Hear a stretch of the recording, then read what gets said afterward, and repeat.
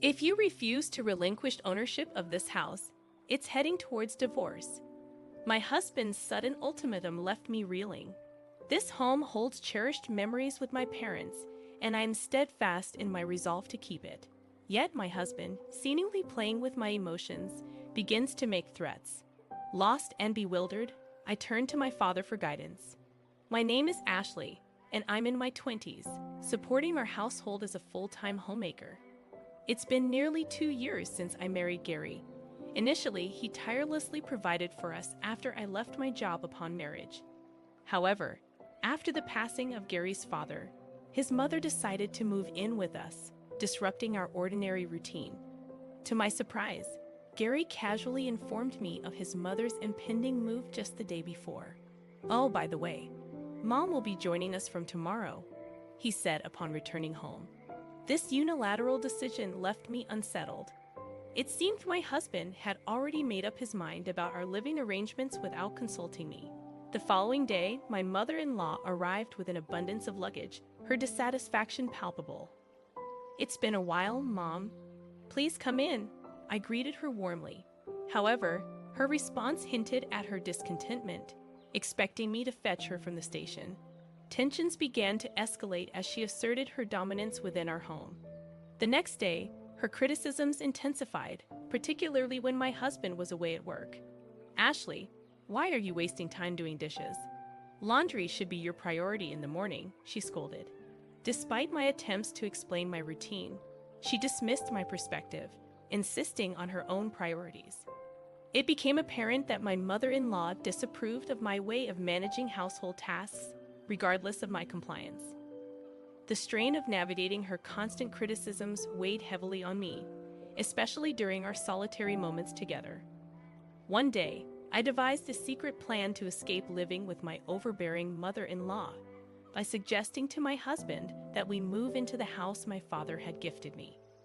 My parents had recently relocated to the countryside after my father's early retirement, and they handed their house over to me. Fortunately, it wasn't far from our current apartment.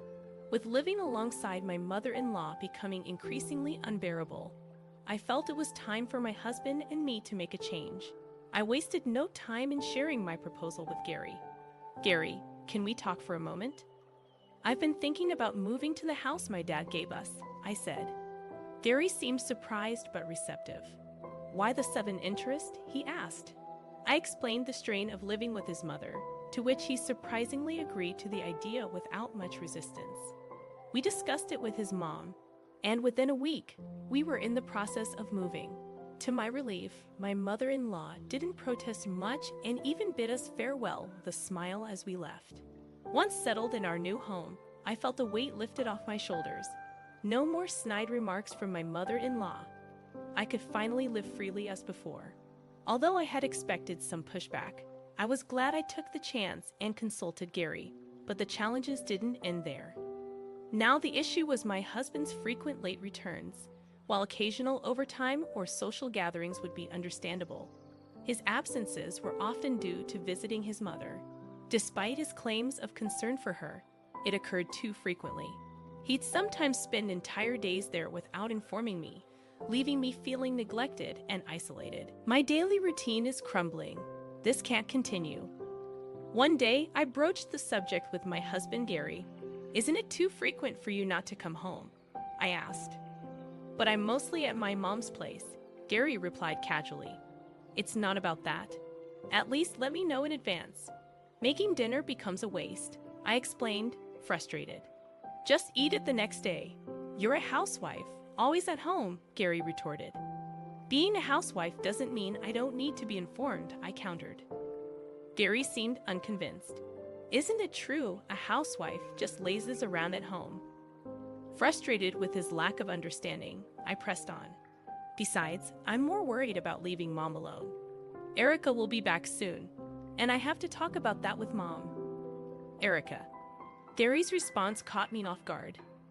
What would be the reason for her return, and what do they have to discuss? "Erica is coming back, but is there really something to discuss with your mom?" I inquired. "Of course there is. Erica is moving in, so we need to talk about it," Gary explained matter-of-factly. Huh, is that so? Erica used to live in quite a spacious house overseas, and she insisted on having a similarly large house here, Gary continued. The sudden news left me stunned.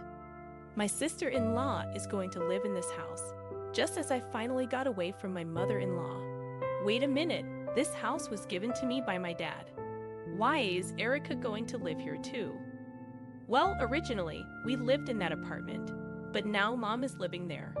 Besides, that apartment is smaller, right? This is the only spacious house we have, Gary tried to justify. You can't just decide that on your own. I didn't plan on living with Erica, I protested.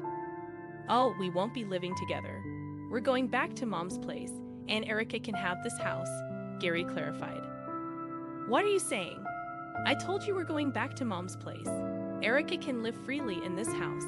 Gary's lack of common sense left me physically staggered.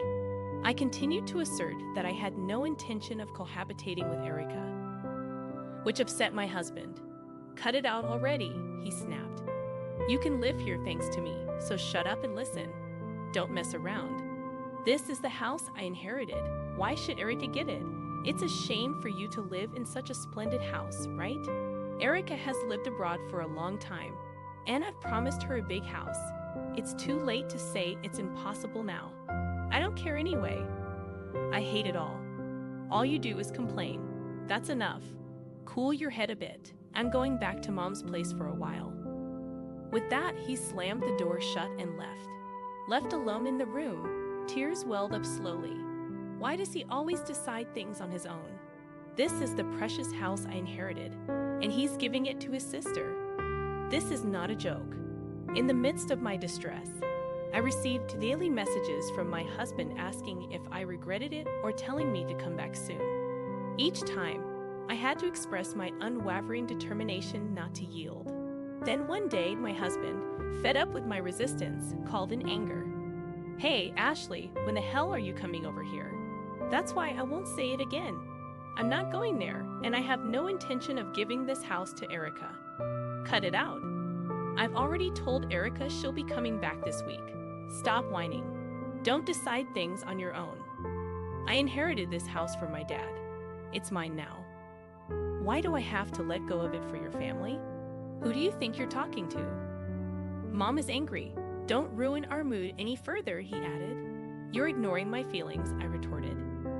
My husband seemed quite frustrated, sighing loudly over the phone. Immediately after that, he said something unbelievable. If you don't listen to what I say, it's divorce. Get out by tomorrow and transfer that house to Erica. At that moment, my love for my husband began to cool off rapidly. His despicable attitude of threatening with the word divorce angered me to the core. I couldn't forgive it. Threatening with divorce instead of considering someone's feelings, let alone discussing it? I will not let these people do what they want. In spite of his anger, my husband continued triumphantly. Understand, if you don't leave by tomorrow, it's divorce. Got it? Seriously. Of course, you have no choice in this matter. A housewife, like you will have a hard time if something happens, right? No, I get it. Good. That's all you need to know. Then hurry up and move here. My mom is enthusiastic about educating you. After delivering this ultimatum, my husband unilaterally ended the call. After explaining the situation to my father, he agreed to cooperate with a plan I had in mind. The next day, my husband, acting confident, called out to me. Hey, is packing done? He asked. Yes, of course, I calmly replied. More importantly, when is Erica coming back? Tomorrow, he replied. Why are you so fixated on Erica? To my question, my husband quickly revealed his true intentions. Actually, she's making quite a bit of money with stocks and investments. I see, so you want to get close to her and maybe get some financial support. That sounds like something you think of. Say what you want. Anyway, you need to leave by today or it'll be troublesome for us, he insisted. Don't worry, I've already moved, I said. My words seemed to genuinely surprise my husband. Thinking that I had obediently followed his instructions, he arrogantly continued, Oh, so you also don't want to divorce after all? That makes sense. It would be tough to live without income. That's right. Although we're still officially a couple, and I answered your call, that's about to end. I replied calmly. Huh. Let's get a divorce. My words visibly shook my husband. What? What are you saying? As I told you, you're going to leave that house, right? Are you moving here right now? He demanded. There's no way I'm doing that. I won't return to a house with an unreasonable husband and a bullying mother-in-law, I asserted. What do you mean by that? We promised you would leave that house, he protested. Yes, that's right. I already did, as we agreed. I told you I've already moved. Don't mess with me, I said firmly.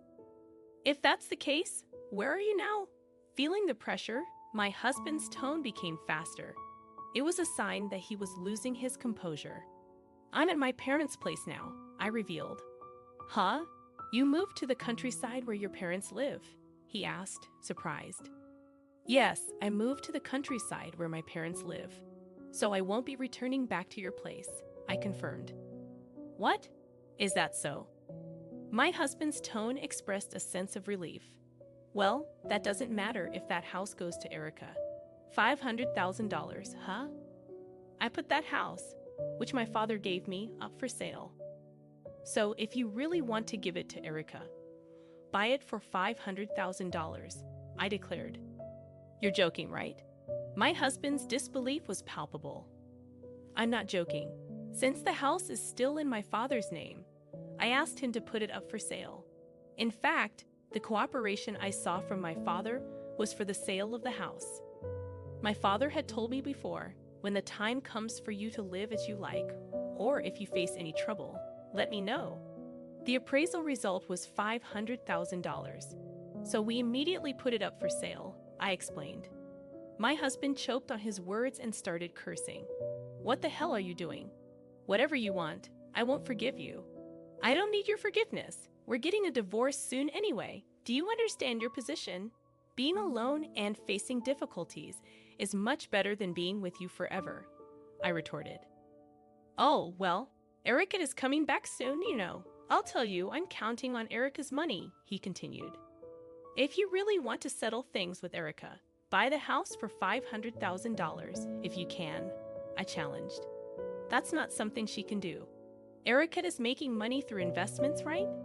If you want to settle it with her so much, you can buy the house for $500,000. How much can Erica offer? He tried to deflect. He continued to make excuses without a hint of apology. Seeing it as a waste of time, I confronted him. I don't have time to deal with such foolishness. Did you think threatening with divorce would make me willingly give up the house? Just because I'm a housewife doesn't mean I'll obediently follow whatever you say. Wait, calm down, calm down. The one panicking here is you, isn't it? He attempted to regain control. I won't be controlled by you and your family any longer. I will continue being a part of this family with you people. Don't ever get involved in my life again. Go to hell with your beloved mom. I yelled loud enough for the neighbors to hear before abruptly leaving. Of course, I immediately blocked his calls and cut off all means of communication with my husband. Afterwards, I consulted a friend who was a lawyer to initiate divorce mediation with my husband. It took some time, but I was able to proceed with a divorce due to my husband's fault. He is still living in that apartment with his mother. As for the return of my sister-in-law, in the end, they couldn't secure a large house, and Erica, angered by the changed circumstances, returned overseas in a fit of rage. The attempt by my ex-husband to seek financial assistance from Erica, who earned money through investments, ended in complete failure. He is now living precariously to make ends meet for the alimony payments and payments of living expenses for his mother. If he continues to live with that selfish mother-in-law, his life won't get any better in the future. On the other hand, I am enjoying peaceful days with my parents in the countryside where I moved recently. I got a job as an administrative staff at a small fruit orchard through an introduction from a neighbor. I am earning enough to live comfortably now. I plan to live here for some time to come. I will stay by their side as long as I can to repay my parents.